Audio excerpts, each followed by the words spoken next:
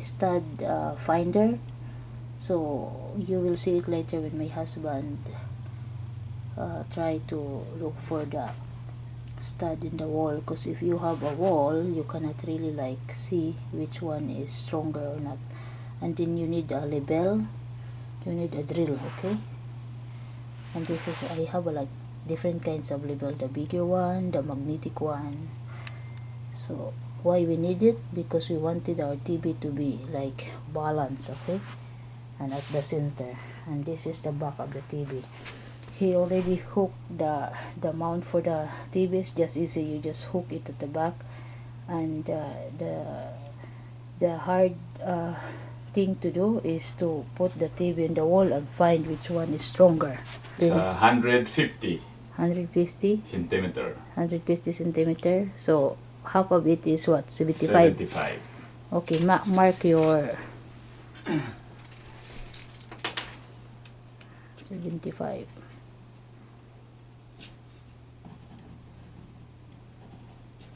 And then the second one, you have to know the height, you know, of your TV. You know, since we have a toddler, we wanted to make sure like our 2-year-old child cannot reach the TV.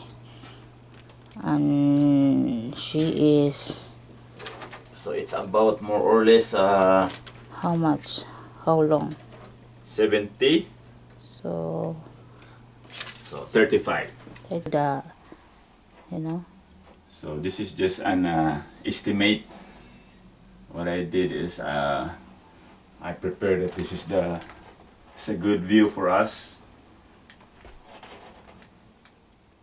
This is 35.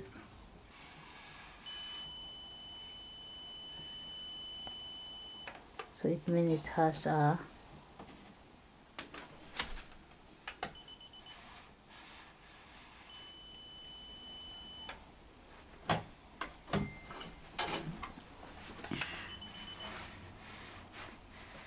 he bought this Circon stud finder.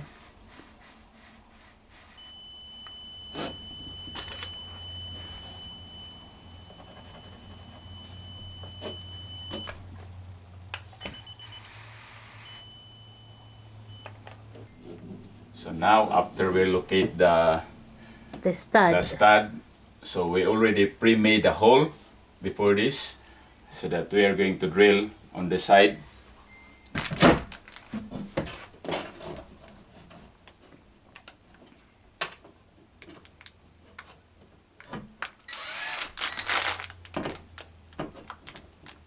Okay, he is now going to use the drill.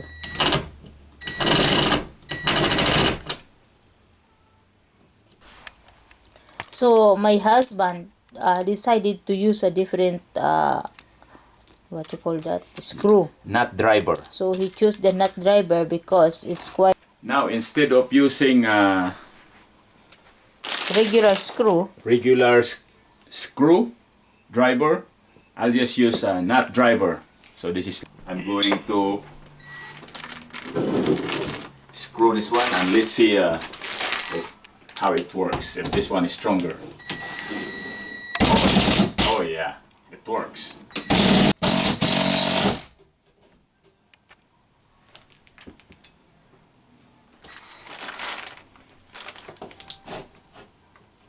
to hook the TV on the wall, and then